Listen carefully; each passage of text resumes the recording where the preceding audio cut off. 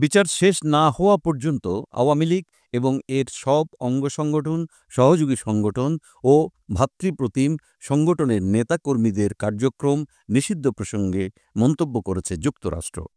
দেশটির পররাষ্ট্র দপ্তর জানিয়েছে, তারা আওয়ামী লীগের কার্যক্রম নিষিদ্ধের বিষয়টি সম্পর্কে অবগত। মঙ্গলবার মার্কিন পররাষ্ট্র দপ্তরের নিয়মিত প্রেস ব্রিফিংয়ে বাংলাদেশে আওয়ামী লীগের কার্যক্রম নিষিদ্ধ করা প্রসঙ্গে যুক্তরাষ্ট্রের মন্তব্য জানতে চান একজন সাংবাদিক।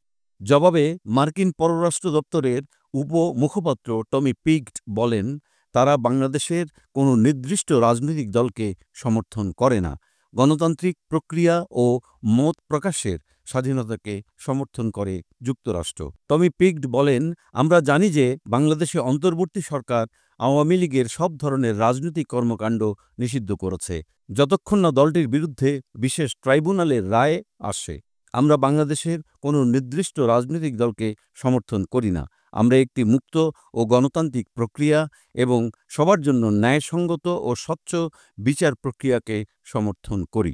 আমরা সব দেশের, তার মধ্যে বাংলাদেশও রয়েছে, প্রতি আহ্বান জানাই মত প্রকাশ, শান্তিপূর্ণ সমাবেশ ও সংগঠন করার স্বাধীনতা যেন সবার জন্য রক্ষা করা হয়। গত বছরের ৫ই আগস্ট ছাত্র জনতার অভ্যুত্থানে শেখ হাসিনা সরকারের পতনের পর থেকে বিভিন্ন রাজনৈতিক দল আওয়ামী লীগ নিষিদ্ধের দাবি করতে থাকে।